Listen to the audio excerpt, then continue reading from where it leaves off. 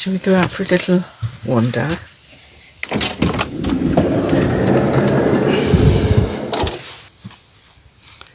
Let's go stand out there for a bit.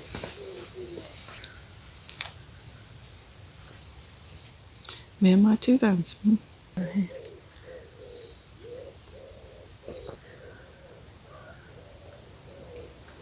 Yeah, I wonder if my plant's still alive in there.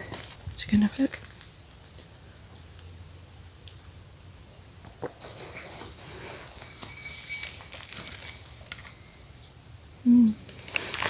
Go and see it later.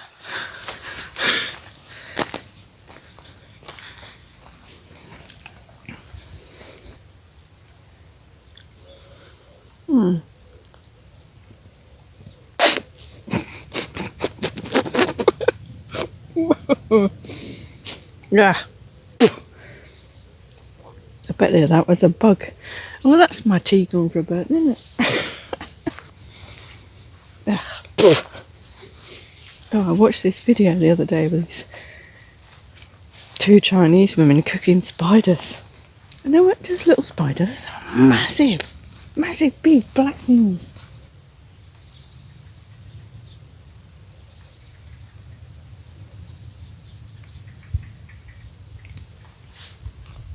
Anyway, watching the sunrise, 6 o'clock in the morning. Oh, lovely.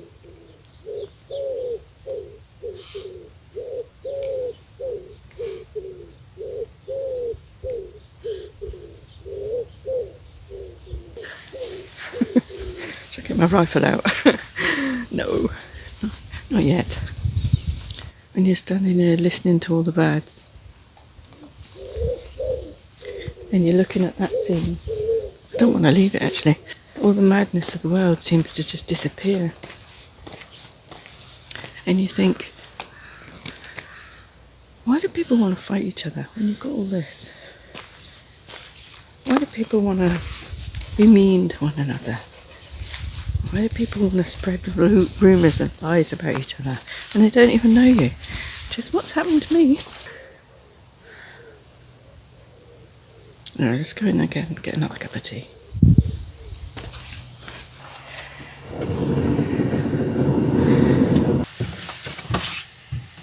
Is that alright? Yeah.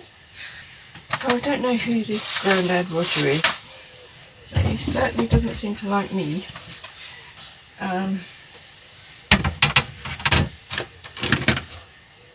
I looked at his profile and there was nothing on it, no videos.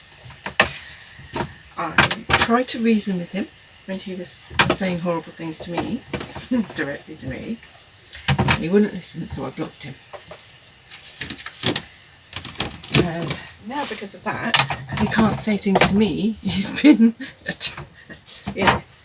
attaching himself to the people who I follow and telling them about me. Which is really rather odd because he doesn't know anything about me. I feel sorry for him, I do. Because if you have to say nasty things about somebody who you don't even know, your life must be very, very small. But I do know one thing. They're not thinking right. Some kind of emotional upset going on in their life in order to pick on somebody else without getting on with your own life and figuring out what you want to do with that life that you're in. There is something up there.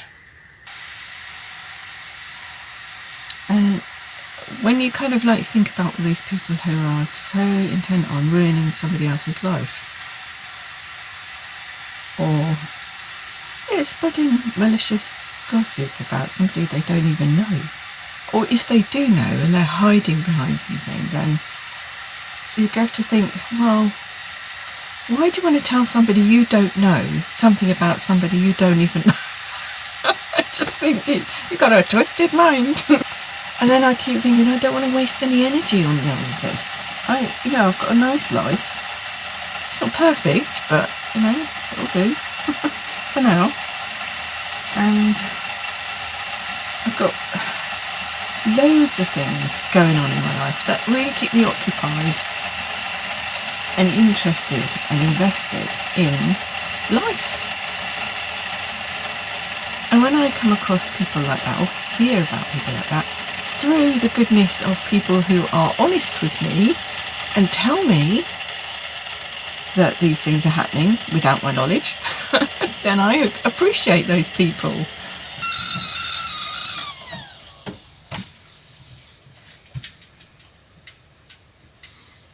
I ate a spider.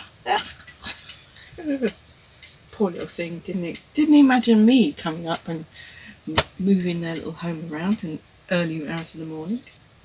Now I've got that thought in my mind where I'll take a drink of this and think I'm taking that in again.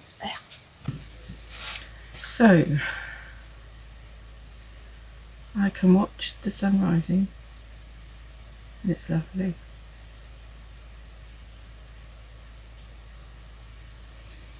I can be at peace and have this wonderful sense of fulfillment just through being. The things that I'm learning now are just opening my mind so much that when I think about people like that, I feel sorry for them, because I think of how closed their mind is and how much more they could enjoy the world if they just stopped bickering. And it doesn't matter what another person thinks about me, because I've got to live my life the way I need to live it. I'm not going to conform to somebody else's views, even if they, well, especially if they don't tell me that I'm doing something wrong. Now, is there a bug in there? No. That's better.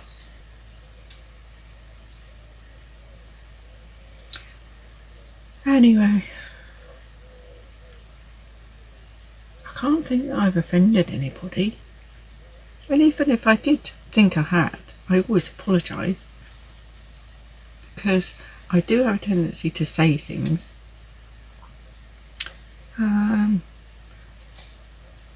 not telling people how to live their life, but if they're infringing on my life, then I feel a bit grumpy and I think, well, what the hell are you doing?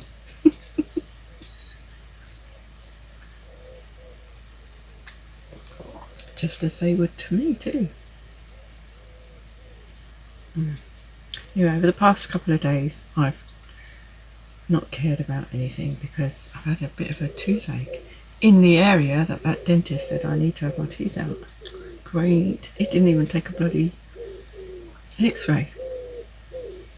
He said he wasn't going to take an x-ray because he didn't want to dissolve the gums more than they had already. How can an x-ray do that? Anyway, I'm going the holistic route. And the more I understand about the mainstream medical establishment, the more I want to keep away from it. I mean, I'm a psychotherapist and I've been taught in different ways in order to help people deal with their issues. Maybe I should go and help Grandad Roger deal with this. Now, what have I done to you to make you feel so unhappy? And how can I help you? How can I rectify it for you? I'm being sarcastic here, because I don't want to go near him or her, because you don't know who it is, do you? But I specifically went through several methods, training in different modalities. That means different ways of doing psychotherapy or counselling. And then I found one that resonated with me, one that doesn't use all this psychobabble stuff.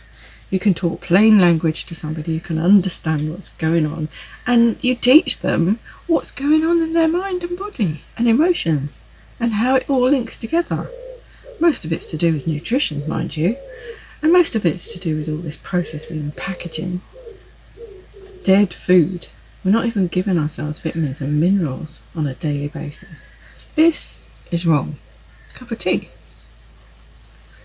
If you want to know how to eat, All you have to do is walk into a supermarket and stay in that very first aisle.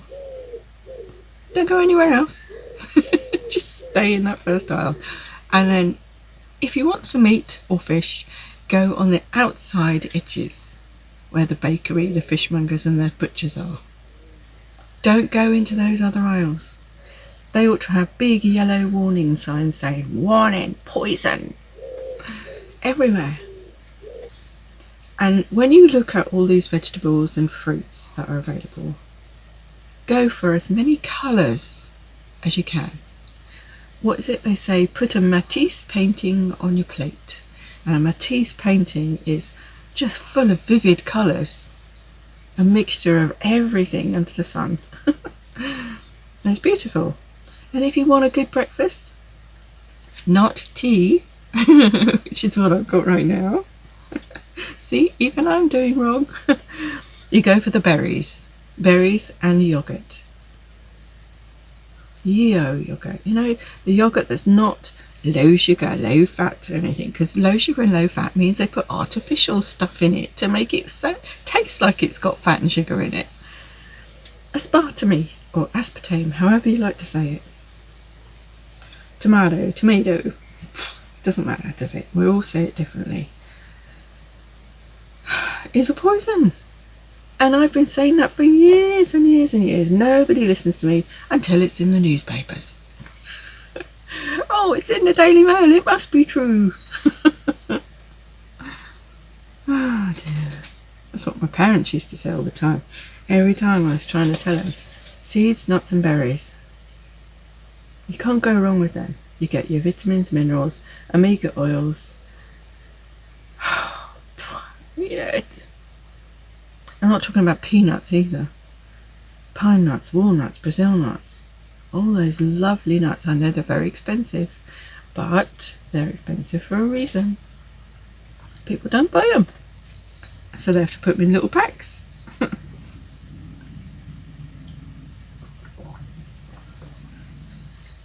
Oils. Go for linseed oil, coconut oil, palm oil and sunflower oil. It's like mass produced, and it's just causes cancer. Get rid of it all. I'd love to go through people's houses and look in their kitchens and chuck everything out, start again. And people say, "Oh no, I've got to use this up. I've just bought it. I can't chuck it away. Can't be wasteful." Now, would you say that if somebody was telling you to drink a bottle of bleach? No. Well, I'm telling you, all that stuff that you've got in your fridge and freezer that's processed, packaged, and artificial is like drinking bleach. Think of what you're doing to your body, your mind and your emotions. Anything you put in your gut is affecting this. End of. And then when that is affected, your thoughts rattle on and on and on and on and on about all these detrimental, negative things that are going on in the world, not just your life. And then that affects your emotions. And your emotions, you're like hostage to them because you can't control them, because you've got no good nutrition in order to help you fight the good fight.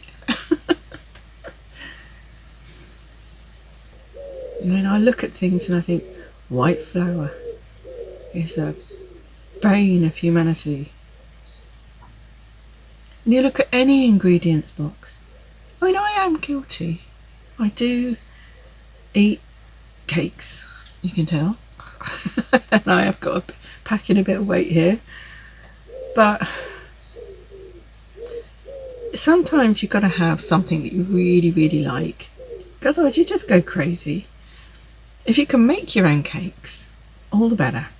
Just pop a wholemeal organic flour and butter. And try to grow your own as much as you can. Even if it's just a pot in the bloody windowsill.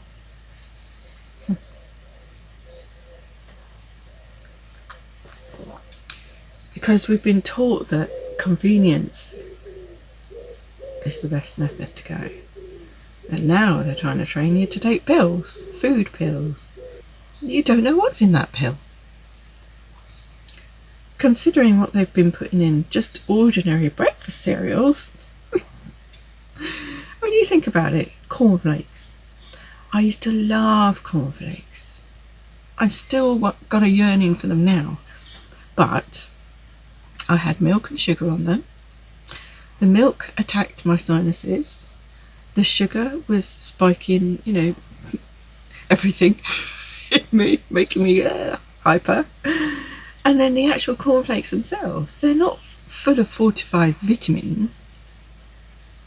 They're not. It's dead food. You think about how they make it. Get a corn, crush it, pulverise it, squash it together, mulch it all in a big vat, then put it through all these rollers and, I don't know, all these, the factory process. Then they heat them to such a high degree that nothing can survive. No vitamins or minerals can survive in that heat. And then they flatten it all, dry it all out, and then cut it all up. And then stick it in a box. How is that nutritional? And then you stick sugar and milk on it. Milk that's come from a cow that's been heated to such a high degree, it kills all the good bacteria in it, which is healthy for your gut. And then you stick white sugar on it. Insulin, that's what I was thinking. Insulin, it spikes your insulin. And you've only got so much of that in your body. The thing with diabetes, what do they do? You've got insulin resistance. Your body can't cope with insulin, so what do they do? Inject you with it. Oh, this world's crazy. It is. The more I look at it, the more I think, how are people not seeing this?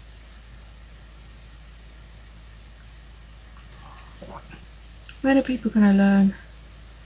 It's not just the government lying to you on the monetary scale, the bloody... Well, you know now. If you don't know now, I can't wake you up anymore.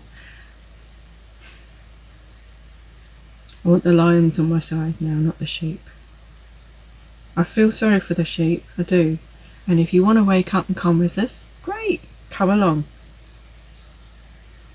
And I know you're going to get angry. I know you're going to get upset because of all the lies that you think we've told you, but we haven't.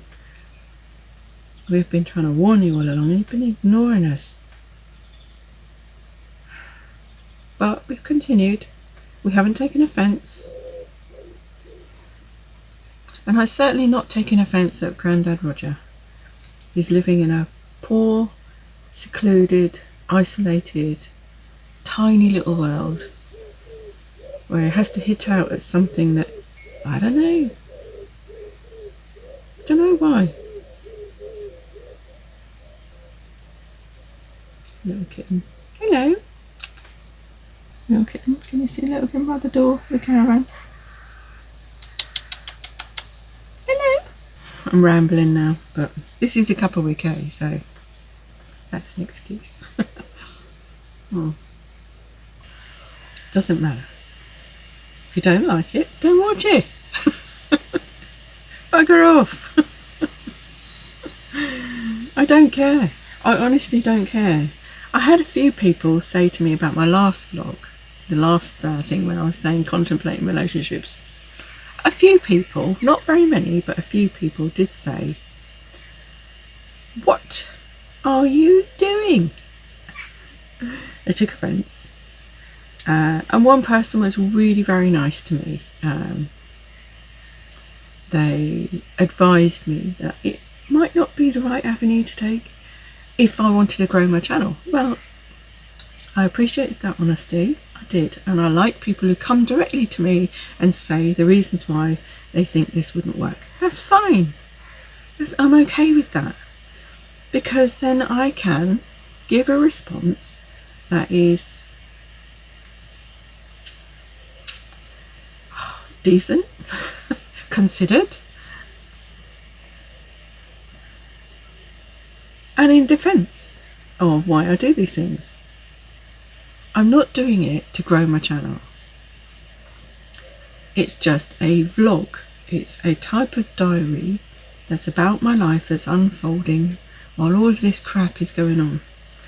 And I have done videos in the past which I wish I could find again, but I can't seem to find them, and they're on DVDs that I can't seem to get them off and onto my PC. So the DVDs are not indestructible, which is what we were told when they first came out. I had a lovely one it was called Move On. I can't find it anywhere. It was when I left Scotland and I was on a little beach in Cumbria, I think, with my dog. It was a beautiful video and I can't find it anywhere. I think I might upload a few of my dog when I was getting through the healing process, and it's very painful to watch sometimes because you think, how can she be so cruel? But I was under the guidance of a vet and they were monitoring it, and that was fine, and it was a vet who was very, very good. It's over in Germany, and the guy Joe Bodeman, who trains animals for the film industry. And I'm not talking about dogs and cats, I'm talking about lions and tigers and wolves and horses. It was lovely meeting him, and I'm so grateful to that cleaner who told me about him, because prior to meeting with him I've been told by 3 other vets to put my dog down. And there's one of them, I don't know if there's just a German in her, but it was a Friday, and she said to me,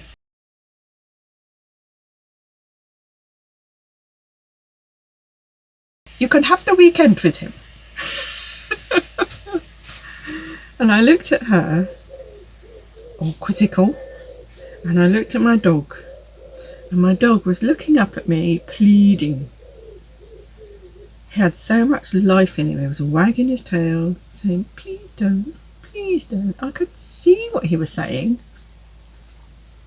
And I looked at her and I said, thank you very much, even though inside I was raging. How dare you? Don't you know how to talk to people? I've been with this animal for, well, he was 13 at the time. 13 years old. And it just got a bug. That was all. It was getting old, yeah. Getting old. I walked away from that after paying the bill to be told that in that way, in that manner. And my cleaner told me about this other vet. And I took Buddy to him that weekend. And then Buddy stayed with him in his doggy hospital. And his hospital was fantastic. Each dog had their own room, like a hospital room. And it wasn't like a hospital bed, it was like a little sofa in the corner of the room with his own bowls, his own blankets, and something of mine to help him smell me, basically. They kept him in for a week. But before he did that, he sat with him and me and this interpreter, young lad. And it was about half an hour, I was just watching him. And I kept asking this young lad, what's he doing? And the young lad kept saying to me, it's okay, he's observing. Well, okay, so I just left him to it, and Buddy was sniffing around the room, just sitting down occasionally. And then he went up to Joe and wagged his tail and put his face between his 2 knees. And I thought, oh, he trusts him. So that's good. It's not like going to a normal vet's where your dog is waiting in the waiting room shivering, thinking, I don't want to go in there, I don't want to go in there. He was most relaxed. And then Joe went, ah, like this, ah. And he went over to his concoction of stuff and he put some stuff together in this little vial, put it a needle and said, okay, to me, asking, is it all right? But then the young lad said, it's vitamin V. Stuck the needle in his spine, and that little dog just came to life immediately, almost immediately. And when he said, can I keep him in for a week? I thought, seems to trust you. Okay. Bearing in mind this little dog had been with me every day. I never left him. I never went on holidays because of him. And if I did go away anywhere, I always took him with me. And he would have loved this life. I know he would have done. But he kept him in that little doggy hospital. I had complete free access to go to him whenever I wanted to. It wasn't under a lock and key. He wasn't in a little cell or a cage. It was in a proper little room, like a bedroom type thing, with a sofa and bowls and his everything, as I said earlier. And while I left him, he seemed really sad because he came to the window and looked at the window and went, where are you going? I'd never been without him, you see, bearing that in mind. Anyway, I came back every day to come and see him after work, and I was working split shifts at a time, in the morning and in the evening. So during the afternoon I was able to go up and see him. 20-mile journey there, 20-mile journey back. On German roads that's not so bad. It's just straight all the way there and straight all the way back, and it was good. And I had my Volkswagen Passat at the time. It was a nice car. And when I took him out, the vet said, instead of selling me all this crappy dried food that vets normally teach you to have, he said to me, here's a recipe list, make that. And I looked at it and I thought, oh my goodness, okay. So I set to work. I bought all these fresh organ meats, and I bought all fresh vegetables and berries as well. And what I did was cut them all up, mash them all up, blend them, cook them, tub them up and freeze them, and then fed him that on a daily basis. And he loved it. Berries and sardines. Yeah, you have berries and sardines in the morning. Sometimes you had berries and yoghurt. You think, what? You're feeding the dog that? But yeah, that's what he told me to do. And then in the evening, because he just had 2 meals a day. In the evening, he had heart or liver or kidneys.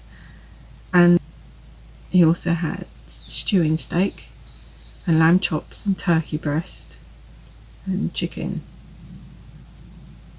All these different meats I cooked throughout the week, and I mixed it with vegetables as well. I cooked a pot of veggies and then a heart, and then mixed it all together, and he loved it. He lapped it up. And you know what, it took a few months to do it, but he soon got back on track.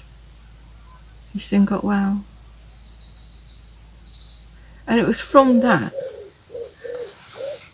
I really started dedicating myself to all these different ways of looking at the body and the brain and the mind and the emotions. He taught me a lot of things. Granted, I had been into natural nutrition and all these different ways of being with the body, the mind and emotions. Since I think 2003, yeah, because it was around that time that I started having pains myself, and I thought something's going on. my mother was really depressed, and so was my sister, and she had just suffered cancer, and I was trying to find all these avenues to help her through it. But she chose the allopathic method, went into hospital, put all her faith in the professor, which, okay, granted, it got her through. But for me, I kept thinking there had to be another way.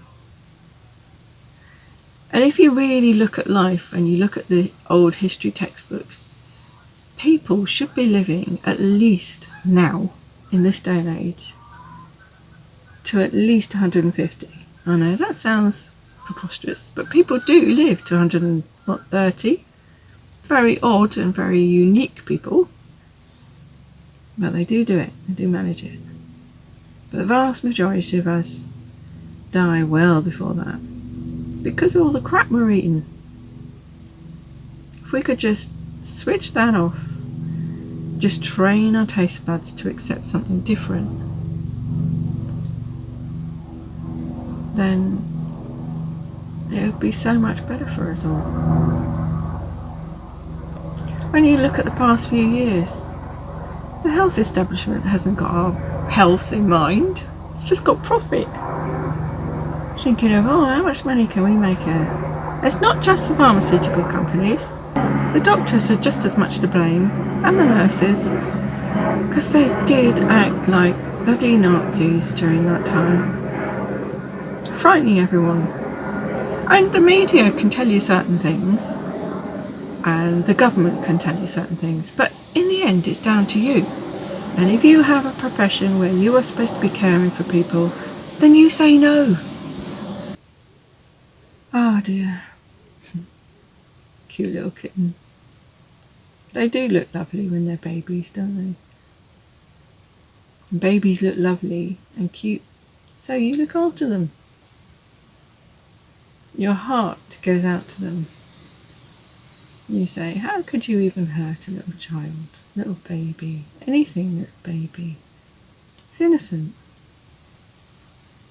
All animals are innocent.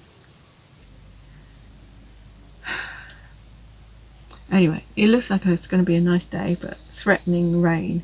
It seems to be odd of late. Really beautiful sunshine, where I got my solar panel out and smashed it. Or pouring down with rain. And that's in one day, which is really weird. Maybe they're playing around with the weather patterns again. They've got their orgone machines out there. I dream. Anyway, I'm going to get on with my day now and hope that you have a nice one. And the next time I do a video, I'll dye my hair. Again. And I've got to make a decision, sell this one or that one. But I can't afford both of them. You've seen the tax. Ah dear, so I've got to weigh it up. I'll make a list. That's what I'll do. I'll make a list of pros and cons of both. Okay, I'm going to leave with that, and ta-ta for now.